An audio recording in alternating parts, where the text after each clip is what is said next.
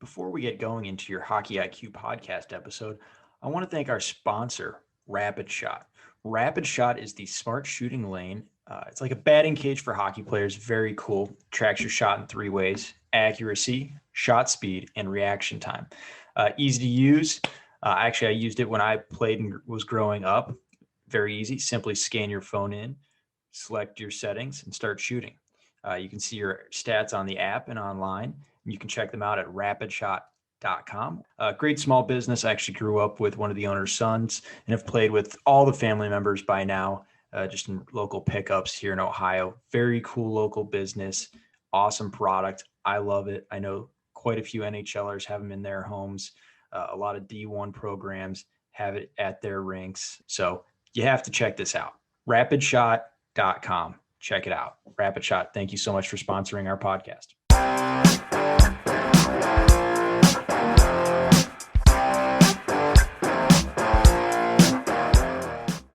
On the Hockey IQ podcast today, we're bringing on Wendy Glover. Really excited to have you, Wendy. Thanks for having me, Greg. I'm excited to be here as well. Absolutely. And I've heard of your name a few times, but really I was talking with Daryl Belfry, and he's the one who got me into learning more about what you do. But I'd love to hear in your own words for the listeners, exactly what you're doing. Maybe not the long version, but the trimmed down podcast version. Yeah, I'll try to summarize it quickly. I always get asked to do this and then fumble my way through it because it is quite overwhelming if you try to do everything that's in this kind of athlete leadership model. But what it is it's a model that tries to get student athletes while they're teenagers involved in gaining certifications as coaches, officials, and say sports administrators, and getting their foot into the sport community that they're in. And in this case, it would be hockey, so that they have gained some certifications and confidence prior to exiting their youth sports experience, so that they are able to actively contribute to the sport community that they choose to as young adults heading off into their post-high school, post-athletic careers. That was beautiful. I'm curious as to maybe why you're targeting the age group that you are, or what benefits do you think it is? And I know you get kids more than 1 year, so that might also play into it, but I'm curious as how that came about and why you think that age is so important. To be honest, I started off probably, about 25 years ago, trying to do this sort of thing with adults. So trying to encourage adults to understand better practices, how to get involved in coaching, even to mentor coaches in various sports. And I found that a little bit challenging in regards to parents being fairly more set in their ways, or community coaches more set in their ways and not as willing and open to change or be open to learning the evidence that supported change. And teenagers were where I spent my days with, and they were expressing their frustrations in their youth sport experiences. And kind of this light bulb moment went off, and I said, well, to myself, like, why don't I train the high school kids to be better able to serve their community, have a better sports experience by learning sports science concepts related to their sport, gain certifications as coaches, officials, get their foot in the community, as they're so open to change, and they're critical thinkers, and they want to contribute, they want to make some noise, they want to take some risks. So let's create some healthy risk opportunities for them. And it started off very small, and it worked. So quite early on, the feedback from the teenagers was extremely positive, and that's all I needed to continue with the idea that I had to keep going with the teens and kind of instead of the adult target market. That's fascinating. The key thing that stood out to me was like a healthy risk opportunity, where kids are having the opportunity to make mistakes or have the opportunity to succeed in, I would say, a relatively low stakes environment. They're not going to get fired, things like that. Absolutely. So it's fascinating. And I say the same thing with my club hockey program that I do some recruiting for at the University of Akron. I'm like, look, like, we are not going to just have you show up and play hockey. Like, you're going to run the club in some capacity. Like, it's the perfect example to start acquiring these skills. And it's super valuable why you're still in this young person's environment where you're starting to get some leadership. Like, you want to take the responsibility, but maybe you're not quite sure how to go about it. I'm curious what you're seeing on your end. Exactly what you're implying is they want to make a difference in their community somehow, or they want to take some risk. They want to assert their autonomy. So within these types of programs, they can. So giving them the content, and there's always certifications that back up the content plus evidence. And we've been very careful to really teach the difference between evidence and opinion, and giving them opportunities to go out in the community where they get to come back right away and have some feedback. So we don't just link them up in the community with people that we don't trust or people that aren't good role models for them. So they're usually in a buddy system, or they'll go to, say, a hockey team with a U12 team, and they'll go every Monday just to practices or something, because these kids are also highly athletic themselves and very busy. They're in school. They play on many different sports teams in some cases. So all of the plans that they have to be on have to really suit the environment and situation that they're in. But the underlying message always is you have to make that commitment somewhere in multiple areas in the community.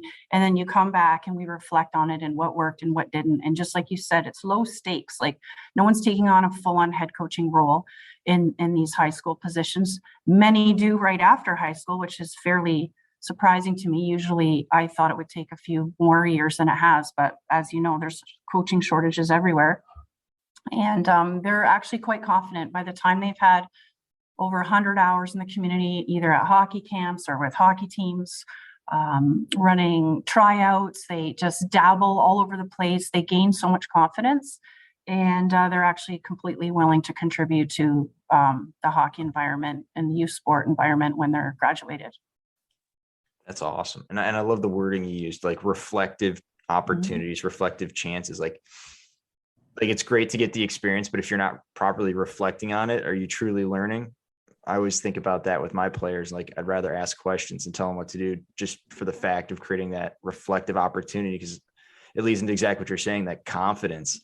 I'm curious, have you had any players that have gone on to being head coaches at prominent roles or anything? Well, I mean, I don't want you to give away too much, but maybe some examples would be cool. Very, very cool. Sure. So there's, I won't say names because I don't want to draw attention to these kids without asking them first, one is 26 and he is a university assistant coach of university hockey in Canada. And he did his kinesiology with sport management and then his master's in youth coaching at Michigan State. And another is the head strength and conditioning coach, one of those roles for UBC. And she also did her master's in positive youth development, and she went through the system. We have another, I talked to him actually yesterday, which was ironic, but he actually started a strength and conditioning club at a university.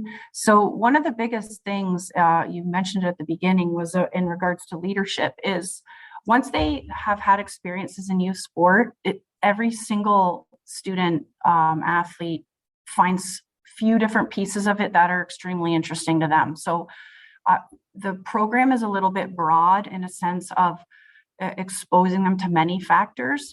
And like I just mentioned, some like the strength and conditioning part of athlete development or the coaching part of athlete development. Others, it's grant writing. It could be running tournaments. I have some that are officials. By the time they're 20 years old, they're officiating AAA games up to U18. So each of them takes kind of their own path once they're in it. So I could sit here and rhyme off all day kind of examples of where they all went. I have a couple working at MLSE. One has been with the Raptors. Like, they're literally just going off all over the place because there's something within the program of learning about their sport environment from the inside out that inspired them to kind of head off in that direction, either as a profession or in a voluntary role.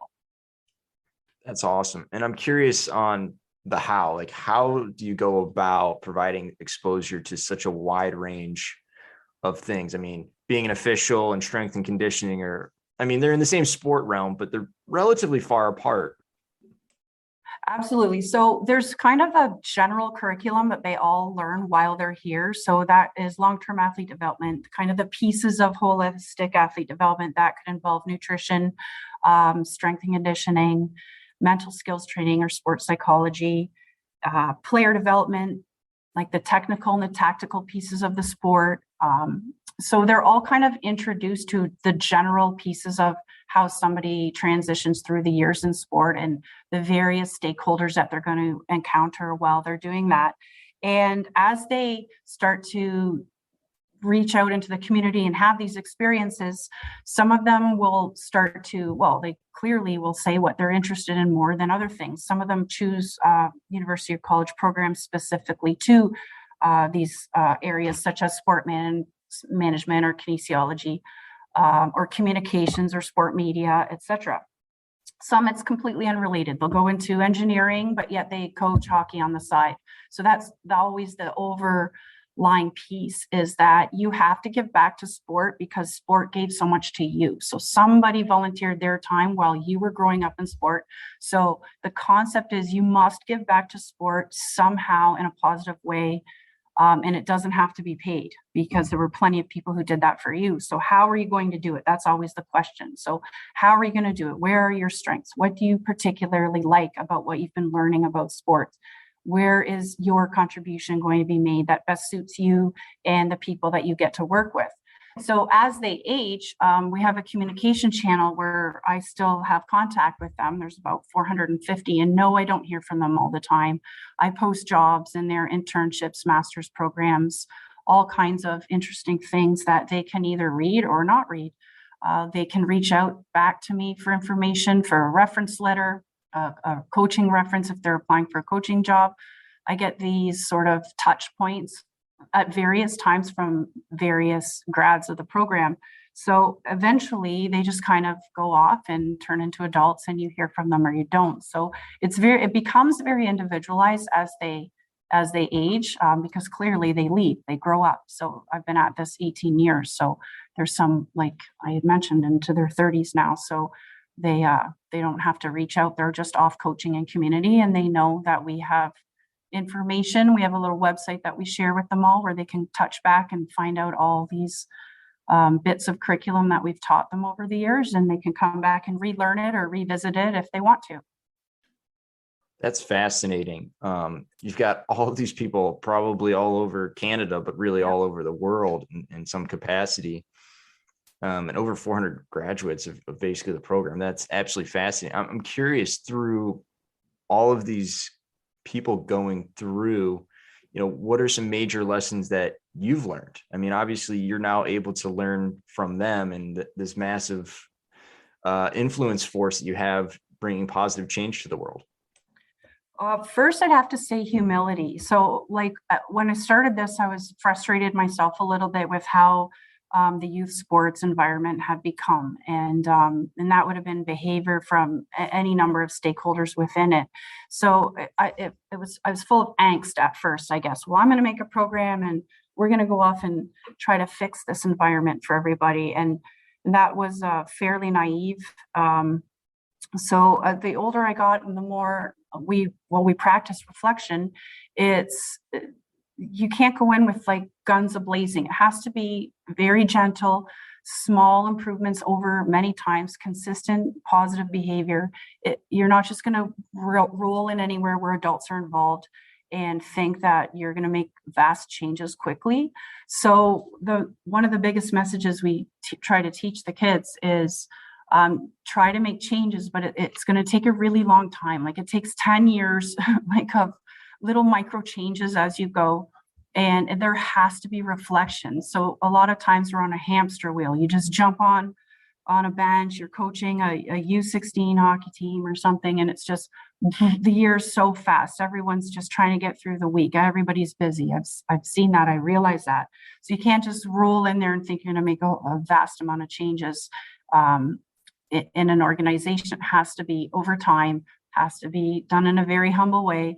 Everybody always needs to be respected, and that that's another big piece, is that we don't use names. We don't use children's names. We don't use coaches' names. So when students reflect on their experience, they'll say, well, we were at a practice and this coach was angry that they lost their game when they were winning by 3 goals going into third period. So the next practice, the U10 skated for 40 minutes to start the practice. And instead of saying something like, well, that coach, that's not what you should be doing with U10s, that's not appropriate, we don't talk like that. What we would say is, well, based on what you've learned on coaching theory and based on the age group of these children and what you've learned about child development, how might you approach that situation when you're in the community and you have the pressure of parents and you may not know enough about child development. So I always try to see it from the perspective of people are doing the best they can with the knowledge and skills that they have at the time. So that is one thing for sure. We don't go off into the youth sports community to start picking apart everybody. That's just not going to work. Nobody wants to be picked apart. So I would say those are the 2 biggest things, is to be humble and to not use names or names of children. So for example, oh, Johnny at the U10 practice. I'm like, no, we don't use that name. We use a player at the U10 practice was snowing the goalie the entire practice, trying to get attention. So maybe that player, what does that player need from a coach or from an assistant coach or from someone else? That player may need attention, whether it be positive or negative. So maybe that player, we could give that more positive attention so he or she doesn't seek negative attention instead of Johnny does this and Johnny does that. So I don't know if that's the answer you're looking for, but that's kind of my big takeaways. Well, that's absolutely fascinating through the journey of like understanding that change doesn't happen overnight. And anyone who's ever tried to go in with guns blazing has quickly learned that does not work. Or they may need to just start their own thing. And that's a lot more than they bargained for. Mm-hmm. So that's fascinating. And then the second piece that I really enjoyed that you talked about is everyone is doing their best with what they know and what they have. Like I've never met someone who's tried to be terrible. No. They may be terrible. That's fair enough, but they're also trying the best that they can, like going in, telling someone they stink. Okay, that may be true, but you're not actually helping them. Like rather than finding ways to guide and be that soft humility that actually drives change. I think that's absolutely massive. And I love that. And then you also mentioned the snippet in there, but something I really want to expand on is talking about like evidence-based. Like you have a very evidence-based approach. It's not just like throw things out there.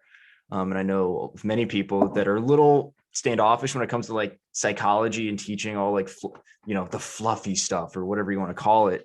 But I love how you're saying you're rooted in evidence and how things operate, whether that before we got on here, we were talking about just like understanding why you should change in 40 seconds, like what happens during a shift. So I'm curious for you to dive into how you do evidence-based.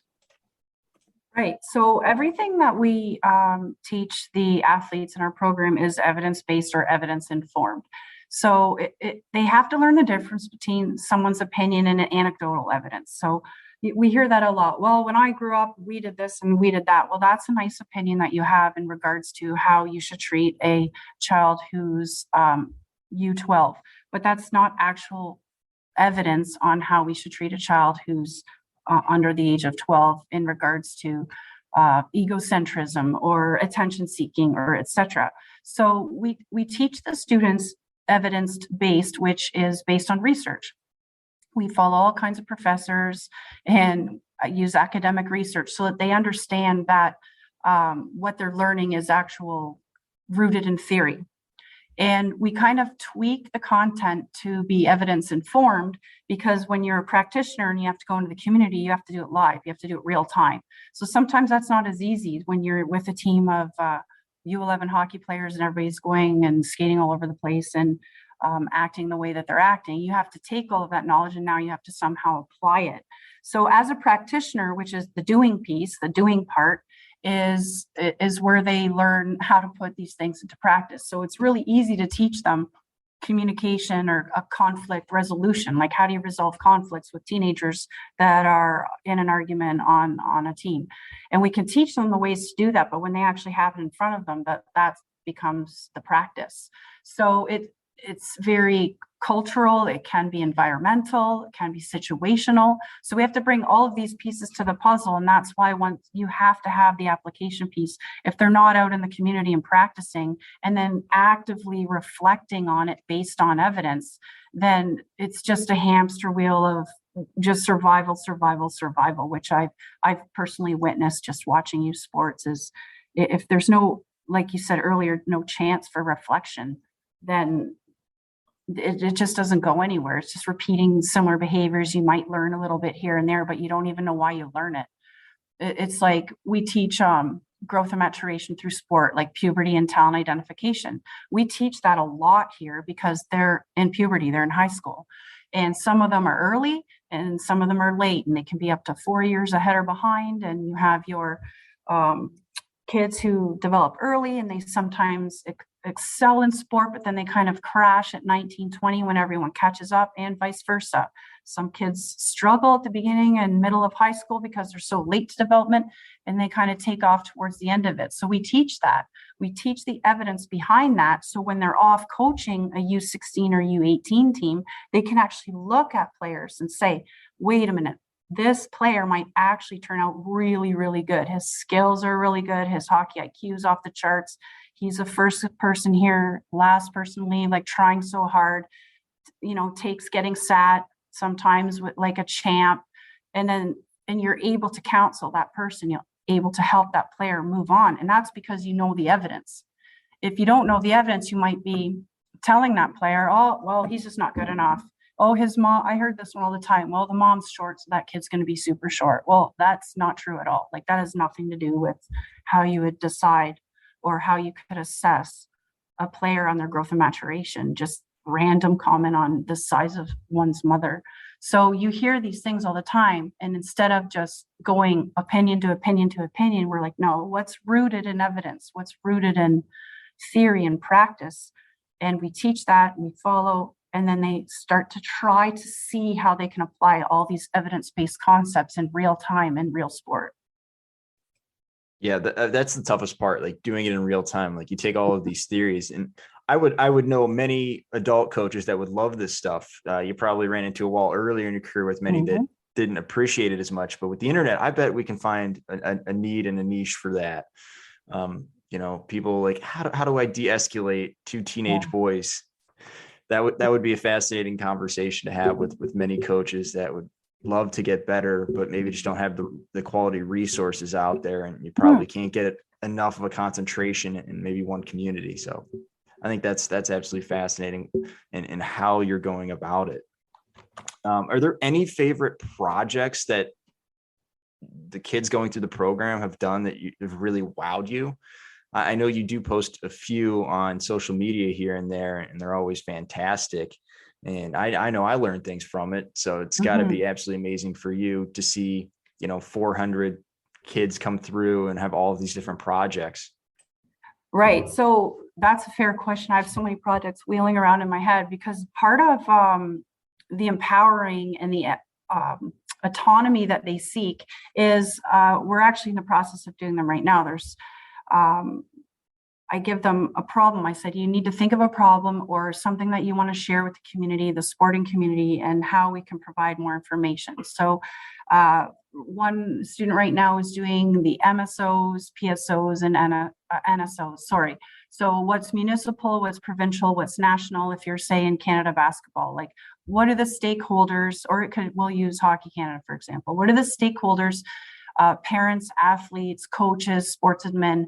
What do we wish they knew going through hockey about their local hockey organization, the provincial, and Hockey Canada? Like, what's on those sites? What's in those organizations that would help a parent or a sports administrator for a hockey club understand how we can help them better? So I have a student working on that.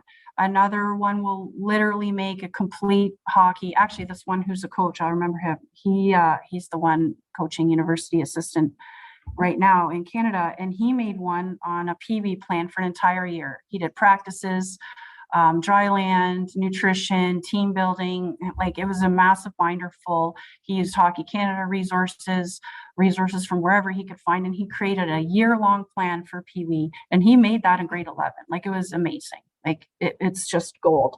So they have to pick a project that inspires them. So one, for example, right now is doing, how do you do team building on a team that's actually helpful? So instead of, hey, we're going bowling, or hey, we're going rock climbing. So they're doing things on how to be an appropriate captain on a team. How do you behave as a leader within a team, and studying evidence-based on these sorts of things and creating a little document. So they're making those right now, and you're right, I will post them. And what they do is I help provide all the resources for them from universities or textbooks or evidence-based articles, from even just regular books that are for sale, like James Clear, Atomic Habits, Range, Legacy, like just leadership books. So they take a combination of a bunch of resources that we think are great. They start working on the project, and then I dabble in and out with editing and helping them create it.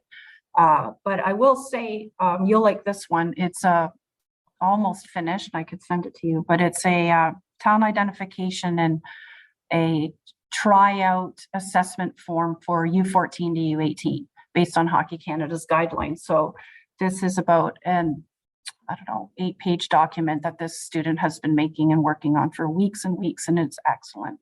So those are the types of things they do. We try to find something that's inspirational to them, something from the youth sports landscape that they want to have an influence on or learn deeper information about.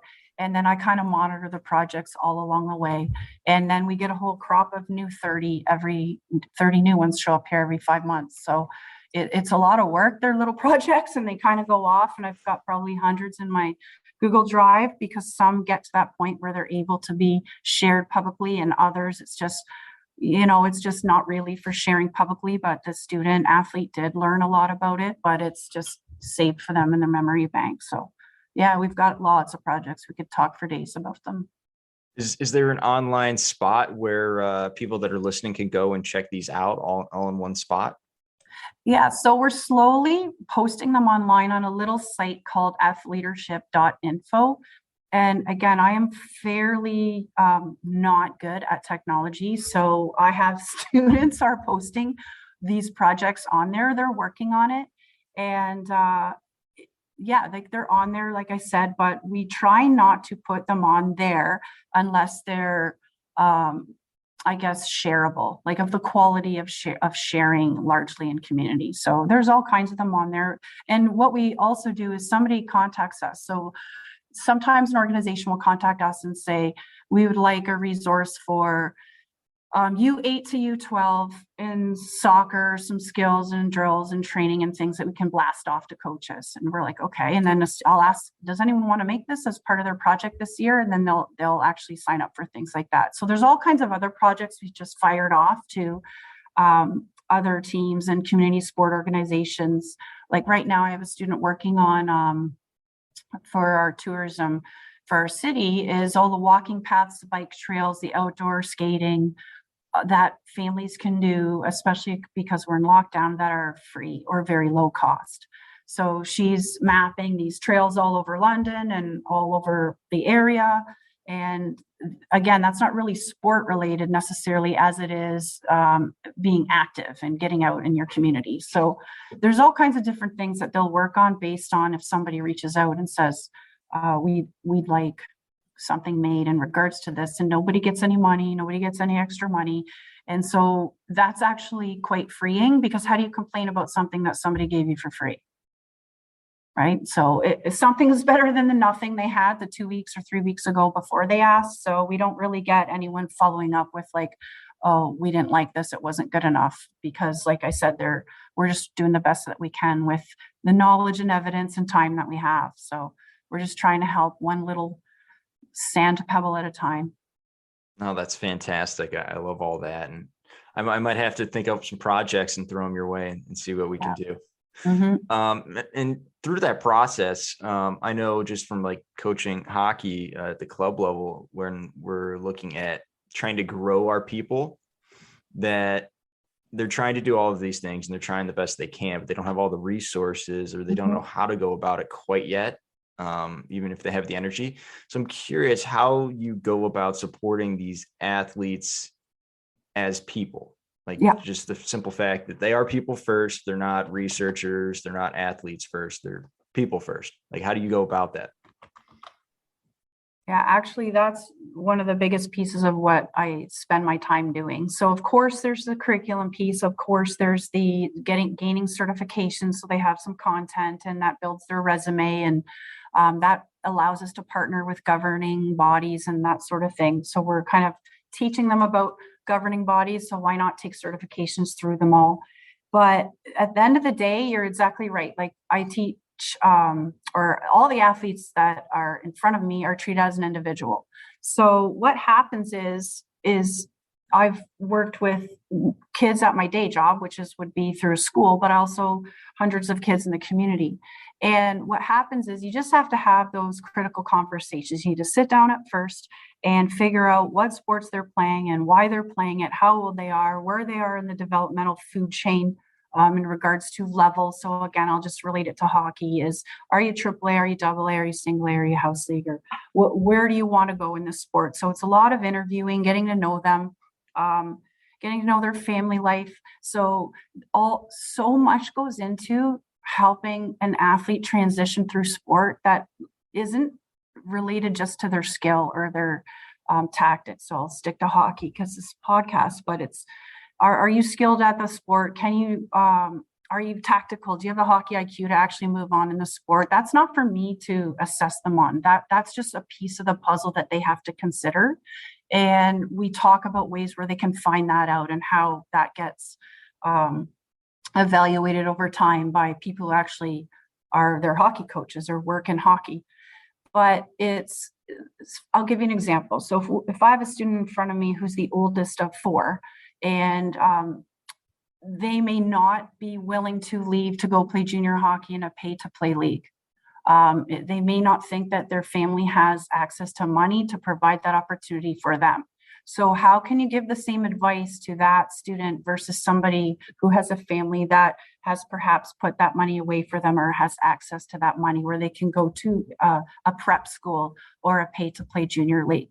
So there's varying characteristics or information that I have to collect over time after building a trusting and safe relationship in a non-judgmental way, because that's the biggest piece too, is they have to feel where they can be honest. And some of them just don't want to go away, or I've had students sit in front of me and say, I have no interest in playing the sport after high school. I just happen to be good at it. Like, I don't want to train anymore. And my parents love football so much, and they love tailgating and they love going, but I don't want to go to practice every day. And so I'm like, okay, so if you don't want to do that, how do you tell your parents this? Or how do we go about addressing the situation? Because not often are people asking them these questions. And if you are asking them and you're a stakeholder, like a parent of a child in sport, obviously they're being guarded on occasion. I can't speak for all these situations, but there's so many factors that go into these decisions that we break all of this down. Like, have you had injuries before? How many times have you had shoulder surgery? Is it worth it? You've torn your ACL twice and you're 18. Like, do you really want to go away to school and pay this much money on a partial scholarship? You've already torn your ACL twice. Are you willing for that third time? And there's all kinds of things. So yeah, at the end of the day, what I truly love about what I do is those relationships with kids and looking at them from their specific situation, what they want to get from their sport, and then bridging the gap with how we're going to get there. And they're so different, as I'm sure you can imagine. I've been doing this for so long. Some it's like, no, I want to go pro this. I'm going to be in the NHL. Like, I have it just in my head and this is how. And so you have to provide next steps, and injury management is training. Do you need power skating? Because often, like as teenagers, that's one of the biggest things that we see that holds them back, is they don't realize how good you have to be able to skate at any level past junior hockey. So there's all kinds of things that we take into consideration when I'm trying to help them move on to where they want to go through sport and in life or career or school. Fascinating. I bet if a lot of people have energy that they've gotten this far through and of all the ideas that are blasting off in their heads as they're listening. So I'm curious of pieces, elements, and you may have some packets or things that people can take some of these ideas that you're doing, which is a very heavily involved way, but maybe can scale to their team, their kid, or if it's a player listening, what are some things that they can be doing to help themselves? Because it's great to have that program that you have going, but I don't think there's enough Wendy Glovers in the world out there to be able to take this time and give this attention. But I know there's a lot of people that love what you're doing and the concepts behind it and would love to do in some capacity that at their own level. It's funny you mentioned that because there's been a momentum in what I've been doing. So I've only been in this specific program for 12 years. And my first 5-7 years, I was very skeptical of myself and the concept. So I believed in the concept. I thought it was a good idea. Let's empower teens. Let's get them out there. But until like a cycle went through, until they went all the way through high school and went into post-secondary sport or not, or aged out or just weren't good enough. And then I could see them contributing to sport, which has been, say, the last 5 to 7 years that I really believe, okay, I got something here. And then it kind of blew up. Like we started with 17 our first year. Now we have a limit where we only allow 60 a year. So right now there's 180 just in this little school here. And these kids love it and they find value in it. And then that's not even including the community teams that I work with. I work with many community teams. So I understand what you're saying. And people are asking me, like what you said, like, how are you doing all that? How do you manage to give advice and information? And so I have to figure out a way to, I guess, scale it down into the key points on and look fors. And again, it's very situation dependent. So I've been working on that, on trying to figure out a way to say, what are some predictors? Well, obviously financial. It could be potential in sport and or potential in academics. So for example, we have a student who's playing at Dartmouth right now, and another one at Western Michigan. We have kids in all kinds of youth sport university here, but how do you help somebody who doesn't have interest in post-secondary education in that respect? So you're right, I need a template that's going to be more helpful for other people to kind of break down some key indicators that you have to discuss between the ages of 15. And I usually use U21 as the age, but often the kids in sports, if they're playing university or junior leagues or transitioning from junior hockey to pro, often I work with them right up till they're 23 because that transition of maturity and the adolescent brain and the amount of transitions they have to have between, say, junior hockey or Division I hockey or youth sports or pro, they're moving several times. They're moving. It's unpredictable. They have injuries. They have school. So I think my next step will be to try to make something that is more scalable and usable for more people than just what I have in my Google Drive, which is how I keep track of all these things, to try to help them with these transitions and next steps in decision making that they all have to go through. Yeah, and it's tough. And I know a lot of people have done their own programs. Like at Akron, we do our Life U program, and it's basically before Monday night practice, we'll bring in speakers or we'll have a topic that we'll touch on for an hour, just that works within our schedule because, they're college kids. They got plenty to be doing. Hopefully, not getting in too much trouble on a Monday night so we can actually get them to the rink on time and have fun at practice. But it's just such a fascinating concept because the ones that have taken to it most off the ice are the ones that 3 or 4 years later have taken the largest jumps and surpassed those ones that haven't taken in this personal development. So I'm assuming you may know some evidence-based that shows that personal growth leads to athletic growth. But I'd be fascinated to see more people out there. And if anyone listening in has some examples of what they're doing, I think Wendy and I would both appreciate seeing that. And maybe this is something that Wendy, your group can get together and see, help you out with that. You got a beautiful workforce there that I hear is really cheap. I know. Yeah, we got an endless supply of teenagers that just keep showing up. But yeah, there's definitely some life literacy. There's things that they wish they'd learned that isn't in typical school curriculum. And that's kind of what we focus on too, is things that they wish they learned because it's not covered in science or math or English class.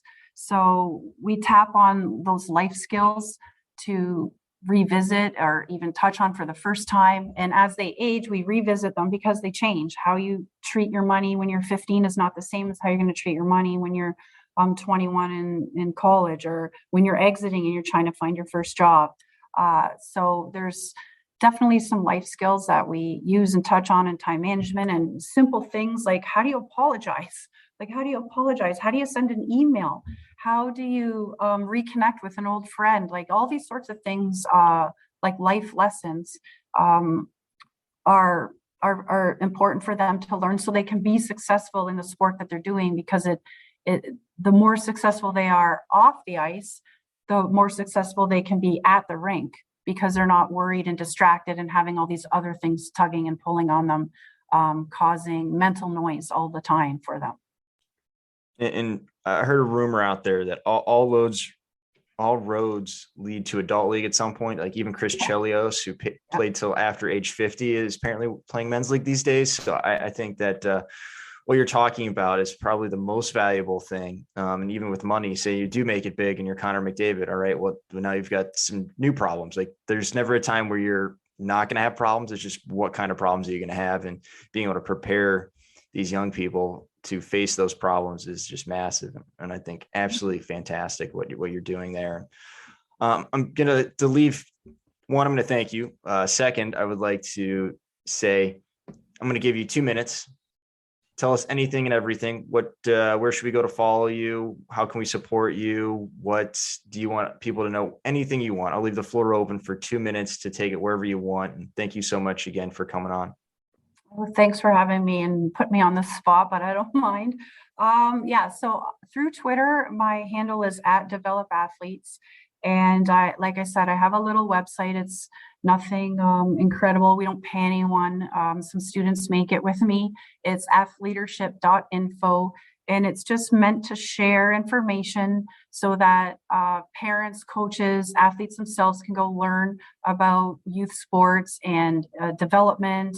All kinds of team building activities are on there: character building, career academic, gaining certifications through sport, content related to talent identification, technical and tactical improvements or physical conditioning. It's just a smorgasbord of our favorite books and documents, and Twitter follows and related to professors and academics. And the one thing I would like everyone to take away from this is to always treat the person in front of you, the athlete that you have, with respect, because they are people first. So sometimes we get caught up in X's and O's, and I know this message gets sent out often, but like to kind of get to the root of why they play, and keeping things fun regardless of the age that they're in. There has to be a cycle back to keeping it fun for them, and always maintaining the dignity of the athletes that you work with, because nobody likes to be picked apart. Going at things from the lens of asking questions. So instead of accusatory comments all the time, we work really hard on our communication skills. Like, why don't we ask questions like, how did we have this problem, and how can we make this problem better? How do we learn from this problem that we've had? How do we move forward? What are our values? What is our personal mission statement? What are some words that we want to write down that we want to live by? So if the students write out their own personal creed, they write out things where they keep track of it, so that they have their own words to answer to. So they're not like, well, my coach said this, or my mom said that, or my dad said this. No, like, what do you say? What are your values moving on through sport and in life? And I think just that the other big message is to have humility, that we're all just trying to do the best that we can and help the kids in front of us and everyone we meet. We could try to kind of de-escalate things where we can, and just look at it from the lens of self-improvement. That was fantastic. And I know that's going to send me down a rabbit hole and many others. I know I'm going to be looking up all of those life skills that I've probably taken for granted already, about like sending a thank you note, crafting emails. We got a few at Akron, like our mistake protocol. Yeah. But yeah, this has absolutely been a fascinating conversation. And I want to say thank you so much. And I'll definitely say everyone go out to Twitter, give Wendy a follow, reach out if you want to learn more. And I would say you want to learn more. There's no way that this doesn't help you in some capacity, whether you're a player, parent, coach, etc.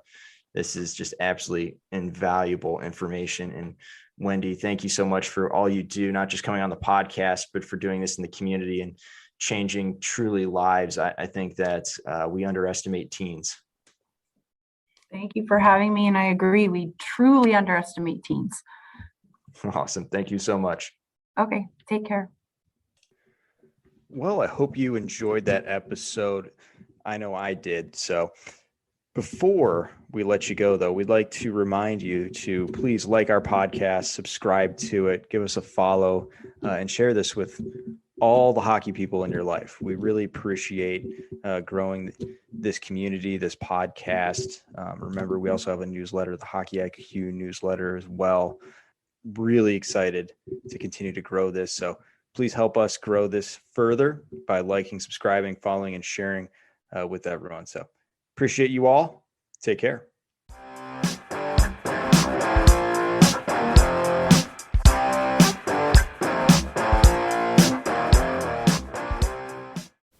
That concludes this week's episode. Thanks for joining us here at Hockey IQ. If you haven't already, take a quick moment to hit that subscribe button, give us a thumbs up, and drop a review. If you want to be a great teammate, even recommend us to a friend. You can follow us at Hockey's Arsenal on Twitter and Instagram. Check out the website, hockeysarsenal.com, where you can subscribe to the weekly newsletter. You won't regret it. Catch your buttes here next week for a brand new episode.